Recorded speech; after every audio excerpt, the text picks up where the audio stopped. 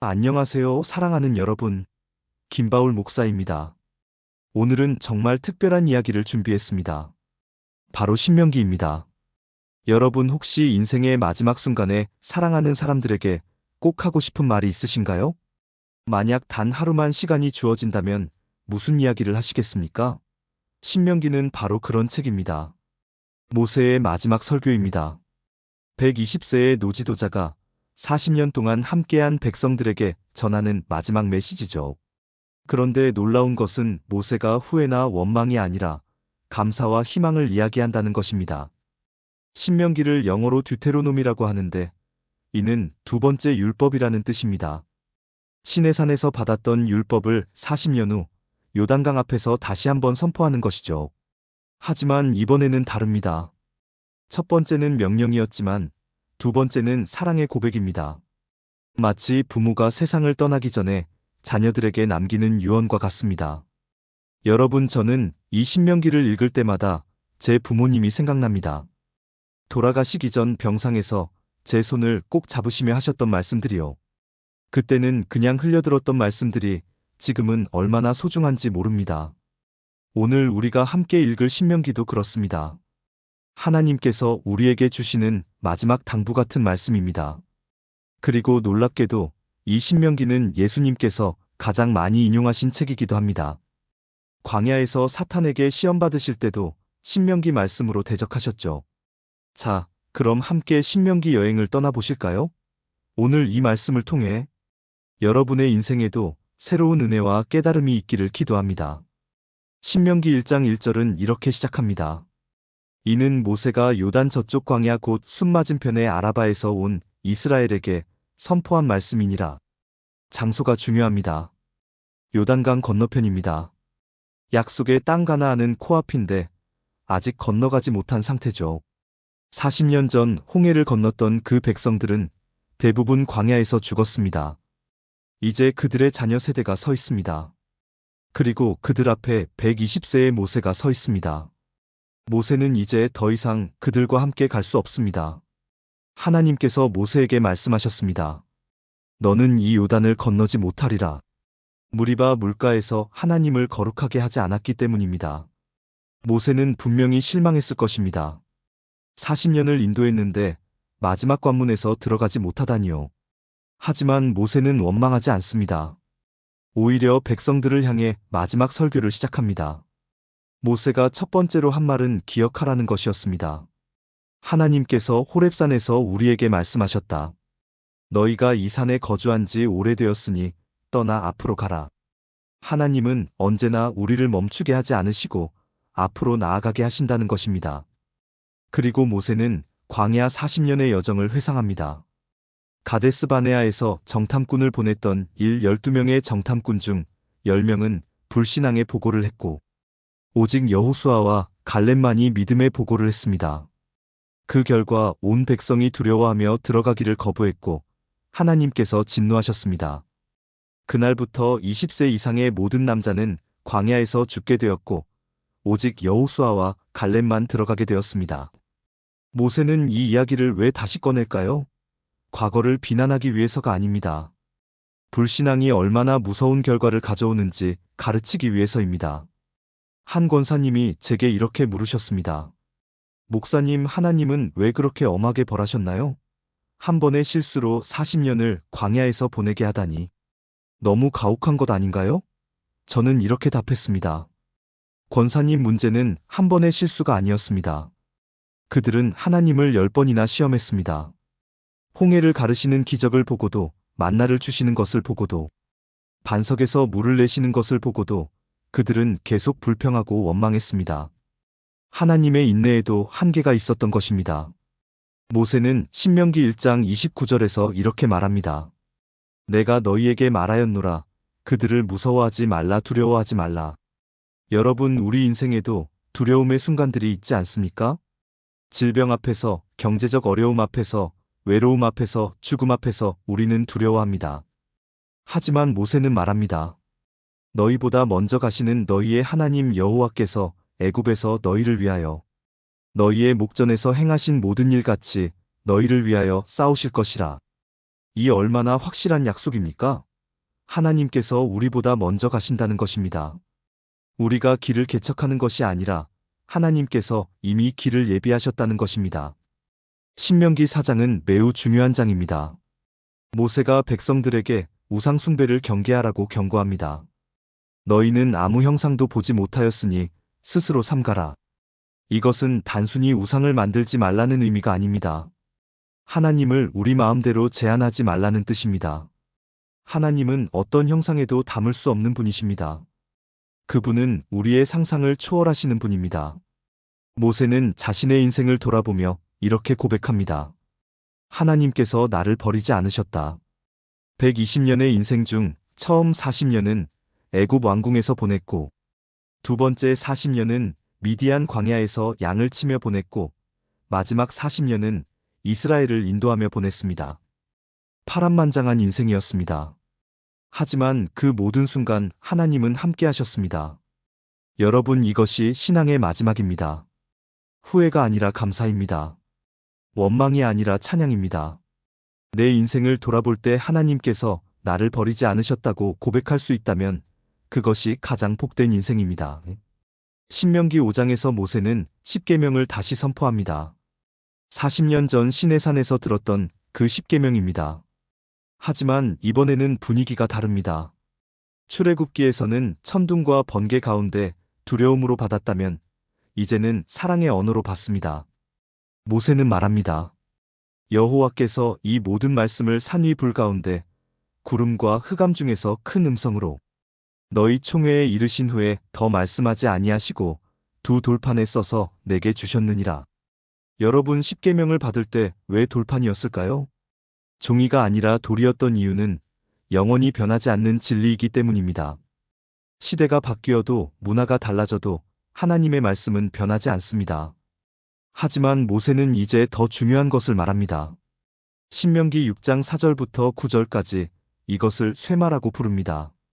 들으라, 이스라엘아, 우리 하나님 여호와는 오직 유일한 여호와이시니 너는 마음을 다하고 뜻을 다하고 힘을 다하여 내 하나님 여호와를 사랑하라. 예수님께서도 이 말씀을 가장 큰 계명이라고 하셨습니다. 율법의 핵심은 사랑입니다. 하나님을 사랑하고 이웃을 사랑하는 것이 모든 율법의 요약입니다. 한 집사님이 제게 물으셨습니다. 목사님, 그렇다면 우리는 율법을 지키지 않아도 되나요? 사랑만 하면 되는 건가요? 아닙니다. 사랑하면 자연스럽게 율법을 지키게 됩니다. 부모를 사랑하는 자녀는 억지로가 아니라 기쁨으로 부모를 공경합니다. 하나님을 사랑하는 사람은 억지로가 아니라 기쁨으로 그분의 말씀을 순종합니다. 모세는 계속해서 말합니다. 오늘 내가 네게 명하는 이 말씀을 너는 마음에 새기고 내 자녀에게 부지런히 가르치며 집에 앉았을 때에든지 길을 갈 때에든지 누워있을 때에든지 일어날 때에든지 말씀을 강론할 것이며. 이것은 무슨 의미입니까?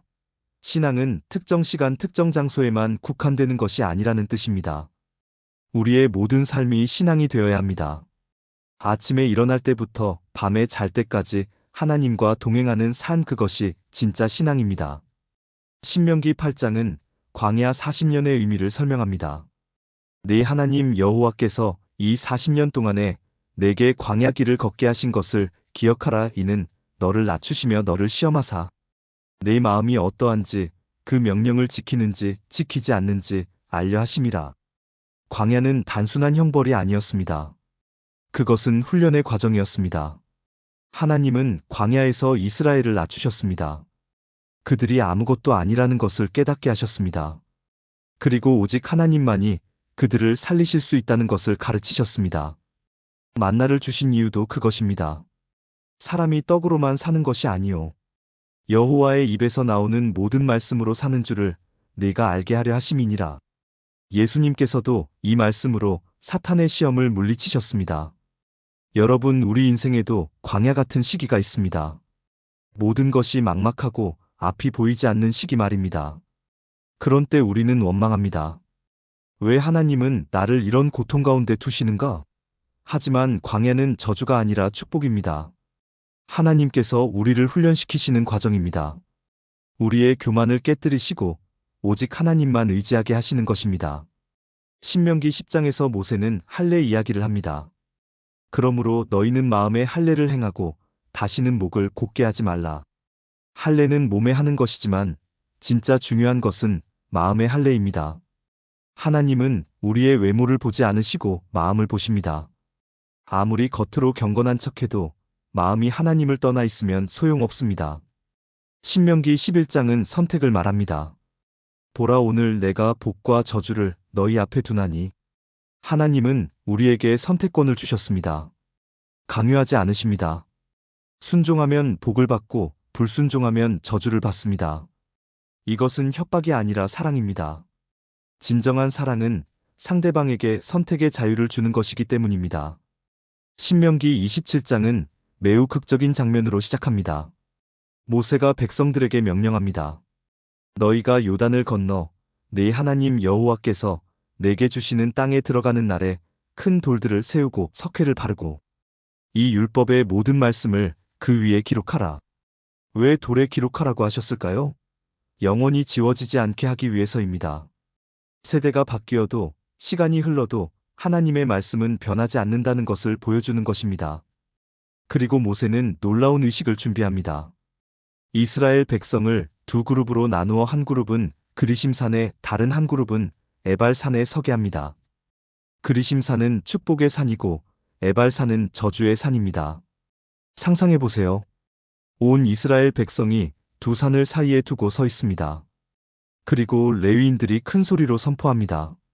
새긴 우상이나 부어 만든 우상을 만들어 여호와께 가증히 여김이 되게 하는 자는 저주를 받을 것이라 하면 모든 백성은 응답하여 아멘 할지니라. 그 아멘 소리가 골짜기에 울려 퍼집니다. 얼마나 엄숙한 장면입니까? 모세는 계속해서 저주를 선포합니다. 부모를 경히 여기는 자, 이웃의 경계표를 옮기는 자, 맹인을 길 잃게 하는 자, 고아와 과부의 송사를 억울하게 하는 자. 이 모든 것에 대해 백성들은 아멘으로 응답합니다. 한 장로님이 제게 물으셨습니다. 목사님, 왜 이렇게 저주를 많이 말씀하시나요? 하나님은 사랑의 하나님이 아닌가요? 네, 맞습니다. 하나님은 사랑의 하나님이십니다. 하지만 사랑하기 때문에 경고하시는 것입니다. 마치 부모가 자녀에게 불 조심하라고 말하는 것처럼 말입니다. 불을 만지면 화상을 입는다고 경고하는 것은 미워서가 아니라 사랑하기 때문입니다. 신명기 28장은 성경에서 가장 긴 축복과 저주의 목록입니다. 네가 네 하나님 여호와의 말씀을 순종하면 이 모든 복이 내게 임하리니. 그리고 14절까지 축복을 나열합니다.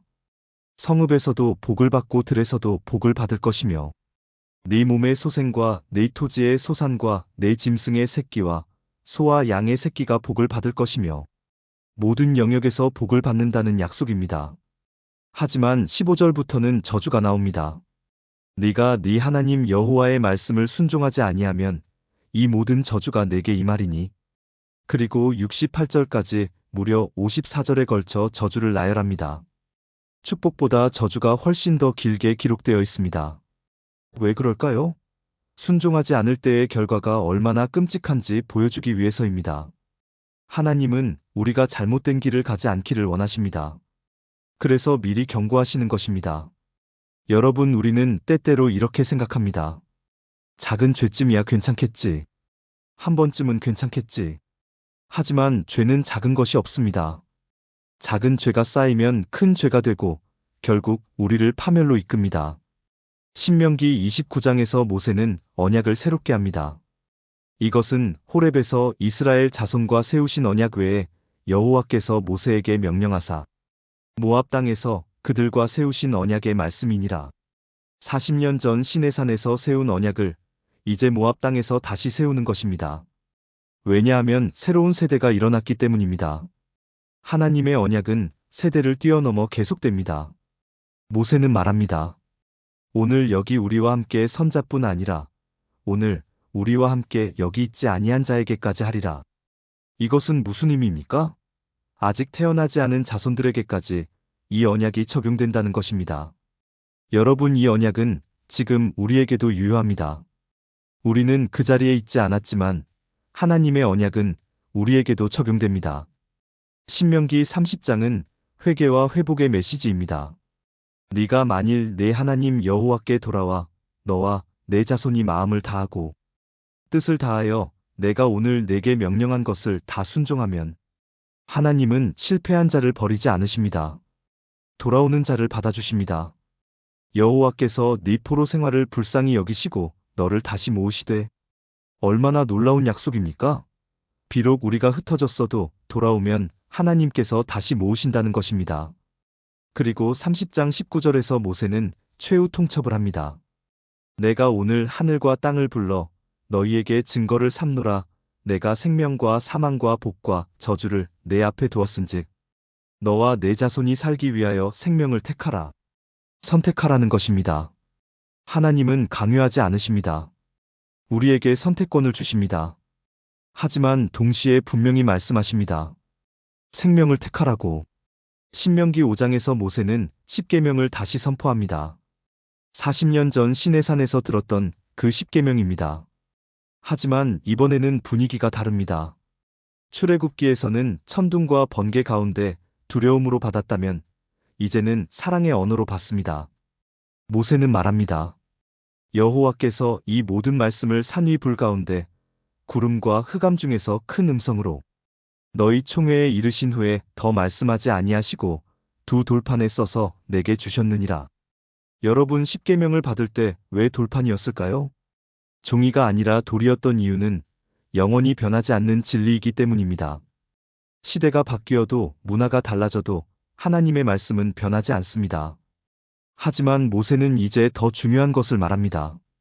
신명기 6장 4절부터 9절까지 이것을 쇠마라고 부릅니다. 들으라 이스라엘아, 우리 하나님 여호와는 오직 유일한 여호와이시니 너는 마음을 다하고 뜻을 다하고 힘을 다하여 내 하나님 여호와를 사랑하라. 예수님께서도 이 말씀을 가장 큰 계명이라고 하셨습니다. 율법의 핵심은 사랑입니다. 하나님을 사랑하고 이웃을 사랑하는 것이 모든 율법의 요약입니다. 한 집사님이 제게 물으셨습니다. 목사님, 그렇다면 우리는 율법을 지키지 않아도 되나요? 사랑만 하면 되는 건가요? 아닙니다. 사랑하면 자연스럽게 율법을 지키게 됩니다. 부모를 사랑하는 자녀는 억지로가 아니라 기쁨으로 부모를 공경합니다. 하나님을 사랑하는 사람은 억지로가 아니라 기쁨으로 그분의 말씀을 순종합니다. 모세는 계속해서 말합니다. 오늘 내가 내게 명하는 이 말씀을 너는 마음에 새기고 내 자녀에게 부지런히 가르치며 집에 앉았을 때에든지 길을 갈 때에든지 누워있을 때에든지 일어날 때에든지 말씀을 강론할 것이며. 이것은 무슨 의미입니까? 신앙은 특정 시간 특정 장소에만 국한되는 것이 아니라는 뜻입니다.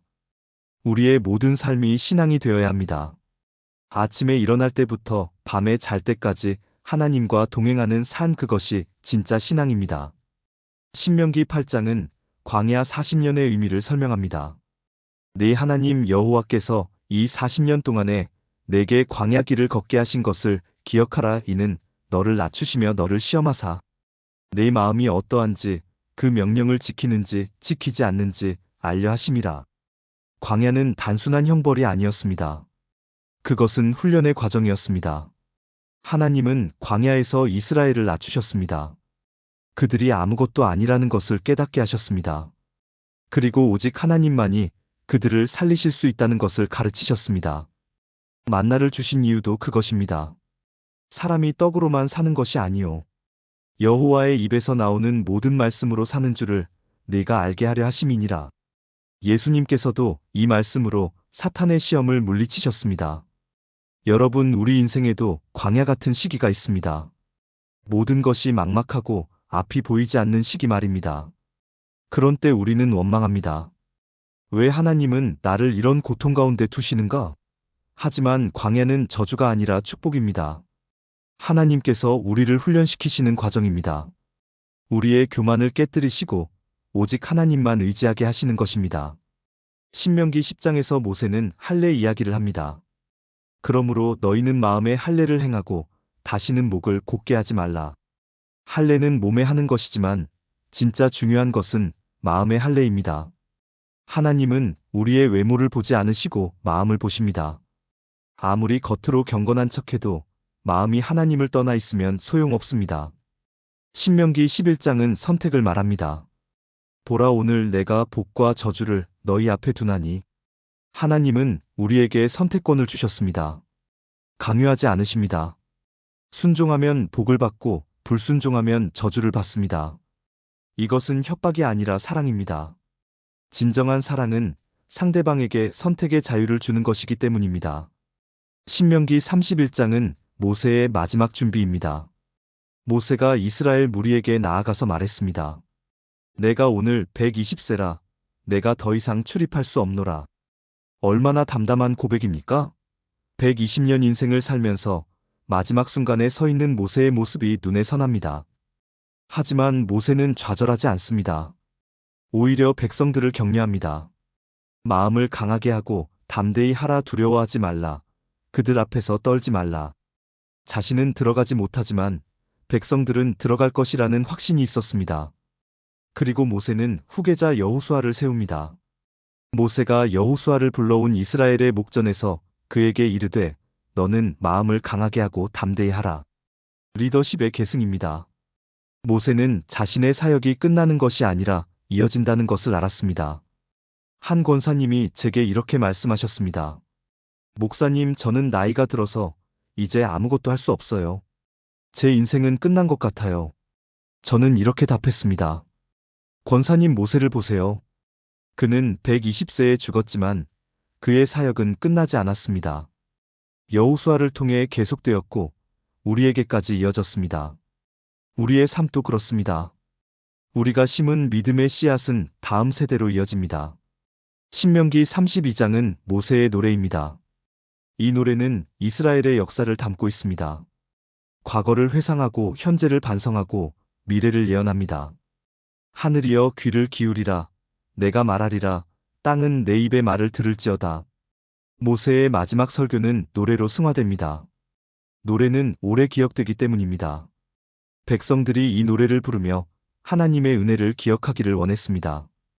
그는 반석이시니 그의 일이 완전하고 그의 모든 길이 정의롭고 진실하고 거짓이 없으신 하나님이시니 공의로우시고 정직하시도다. 모세는 하나님의 신실하심을 고백합니다. 광야 40년 동안 때로는 힘들고 때로는 원망스러웠지만 결국 하나님은 신실하셨습니다. 신명기 33장은 모세의 축복입니다.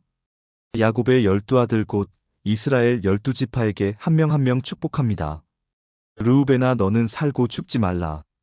유다에 대해서는 여호와여 유다의 음성을 들으시고, 레위에 대해서는 주의 둠밈과 우림이 주의 경건한 자에게 있도다. 각 지파의 특성에 맞춰 축복합니다. 이것은 마치 아버지가 자녀들 한 명 한 명을 안고 축복하는 모습과 같습니다. 모세는 그들을 사랑했습니다. 40년 동안 그들 때문에 고생했지만 원망하지 않고 축복합니다. 그리고 드디어 신명기 34장입니다. 성경에서 가장 감동적인 장면 중 하나입니다.